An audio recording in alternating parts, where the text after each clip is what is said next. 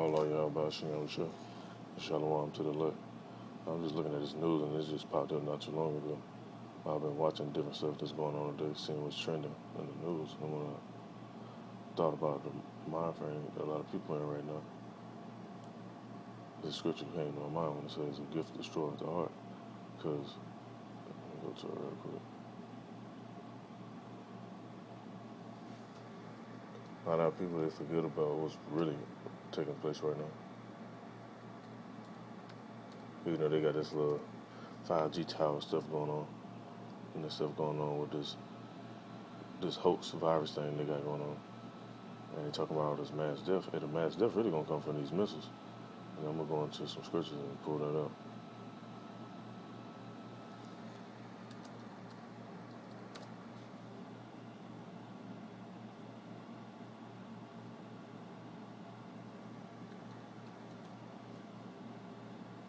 It's in the book of Ecclesiastes,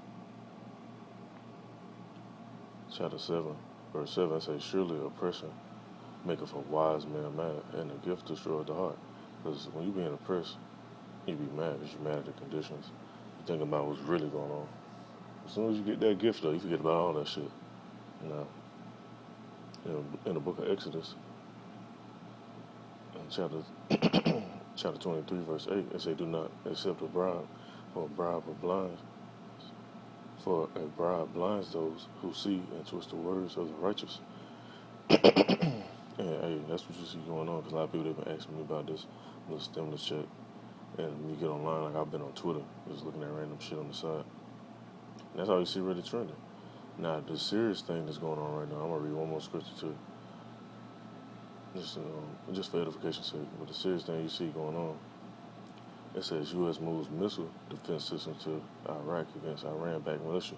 Which all that's going to do is just stir up some more stuff. But before I get into that video, I'm going to read one more scripture. It says in the book of Proverbs, chapter 17, verse 23, it says, a wicked man takes a covered bribe to subvert the course of justice. And you think the actual justice system give out justice? The laws they make, then they don't even go by all the laws and stuff they have. Hey man, this stuff getting way more serious. And this right here just goes to show how things heating up. I'm gonna let this video play. You know, Lord's willing, this is an edifying video. I'm going to go into some more scriptures to back up the missiles and how they're going to affect the place that we're in. The war continues. Another fight also continues to brew in the Middle East between the United States and Iran, with Iraq remaining the most likely battlefield. Last week, 5 rockets were fired at an American oil company working near Basra. U.S. workers had already left the... Man, let me go into this scripture right here. Basra, I'm glad that I heard that in there. I'm sure you, Akka and Mike, already know what popped in my mind.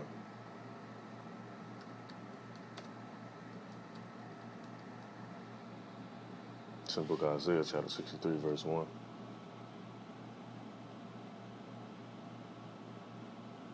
It says, who is this that cometh from Edom with dyed garments from Basra? This that is glorious in his apparel, traveling in the greatness of his strength. I that speak in righteousness, mighty to save.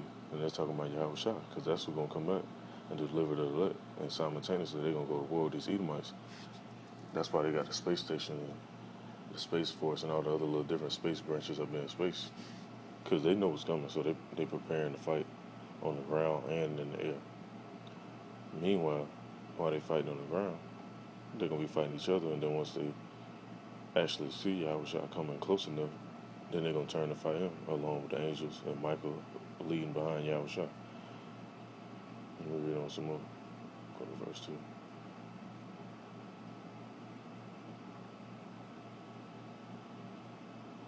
It says in verse 2, wherefore art thou red in thine apparel, and thy garments like him that treadeth in the wine fat. And that's because all the judgment is about to take place. It says,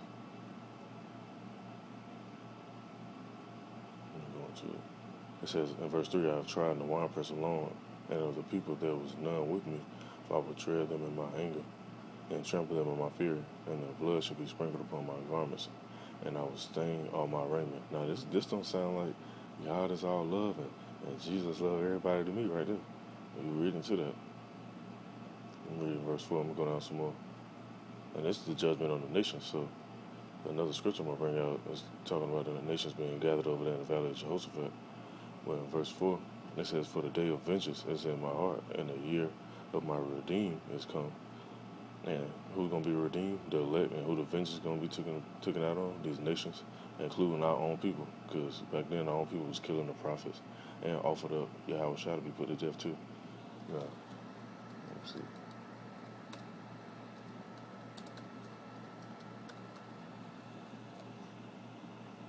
It's in the book of Joel, chapter 3, verse 2. It says, "I will also gather all nations and will bring them down to the valley of Jehoshaphat, and I will plead with them there for my people and for my heritage Israel, whom they have scattered among the nations and parted my land." And that land is parted over there, over in Israel, with Tel Aviv and them trying to build up a third temple over in Jerusalem, and them going back and forth with the Palestinians and all that stuff. But let me let this play some more, and I'm going to pull some more scriptures up.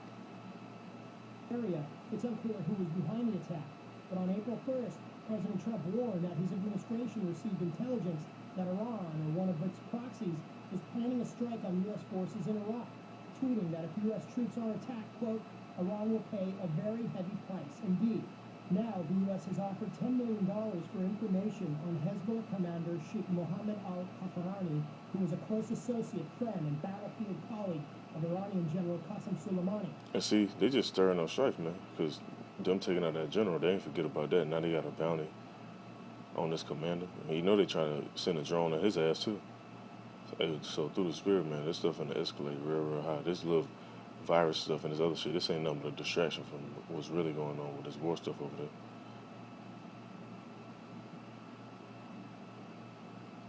The U.S. designated Qahtani a global terrorist in 2013. The State Department says it's offering money. Before I play this anymore, is the 5G towers and electromagnetic radiation getting people sick, and are people actually sick? Yeah, people getting sick and dying every fucking day. That ain't nothing new. Now, what's new is them taking out this damn general and going back and forth with this war stuff going over there. Like the scriptures say, hey, you should have wars and rumors of wars. And here you go, right here. For info on his activities, his networks, his associates, all part of an effort to disrupt the, quote, financial mechanisms of Hezbollah.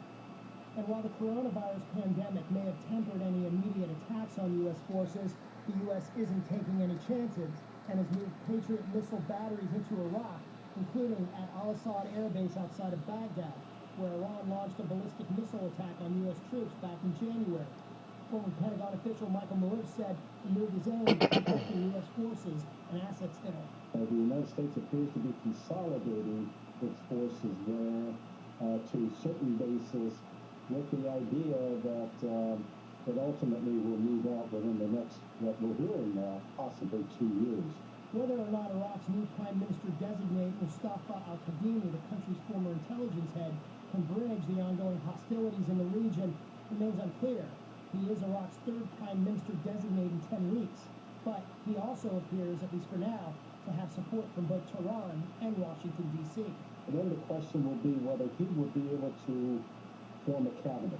And that cabinet is going to be either the make or break of the new Prime Minister designate. He was the third person that he has been asked to form a government, and the first two failed. Al-Kadhimi has reportedly agreed not to interfere in the affairs of the country's various militias, and that could include Iran's proxy Hezbollah in the region. But if his country continues to be a battlefront between the U.S. and Iran, he may not have a choice. For the news with Rick Sanchez, John Huddy. Hey, man. The scripture's definitely speaking, man. You can't make this up. This ain't no white man write this stuff. Now, in the book of Jeremiah, chapter 50, verse 14, it says, "Put yourselves in array against Babylon round about, all you that bend the bow. Shoot at her, spare no arrows, for she has sinned against the Lord Yahweh." And the reason why these countries are going to shoot these arrows, I'm going to the book of Revelation. See, it might be a precept on the side.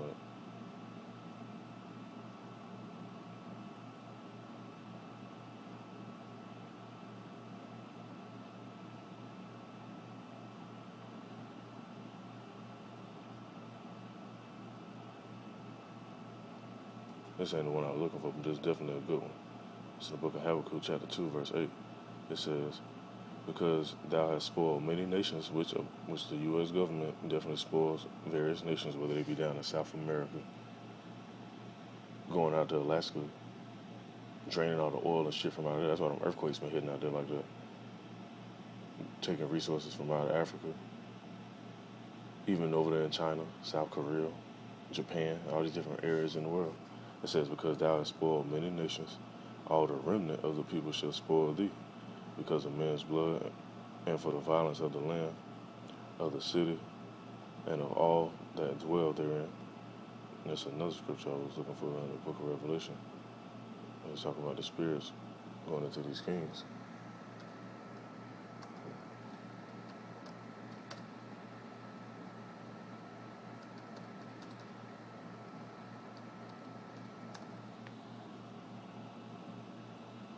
Because ultimately, they really don't want to do this. They trying to build stuff back up. But it ain't up to them. Like the scripture says, man's goings are of the Lord. How can a man understand his own way?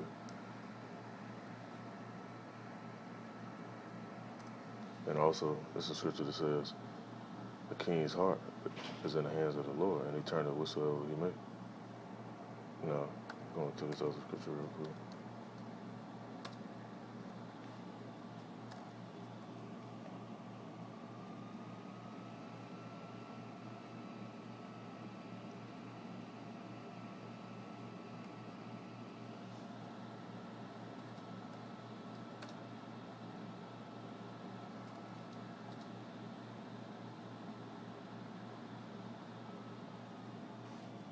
It's in the book of Revelation, chapter 16. And it says, and I saw, and it's chapter 16, verse 13. It says, and I saw 3 unclean spirits like frogs come out of the mouth of the dragon, out of the mouth of the beast, and out of the mouth of the false prophet. And read on some more. In verse 14 it says, but they are the spirits of devils working miracles, which go forth unto the kings of the earth, and unto the whole world to gather them to the battle of that great day of Yahweh Almighty.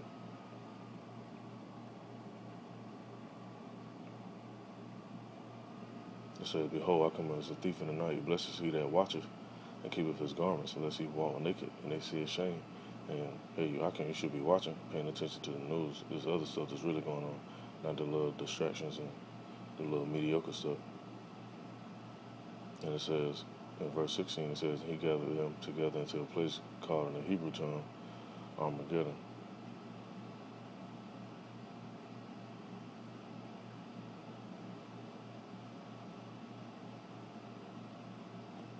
Let me see if I want to read some more of this.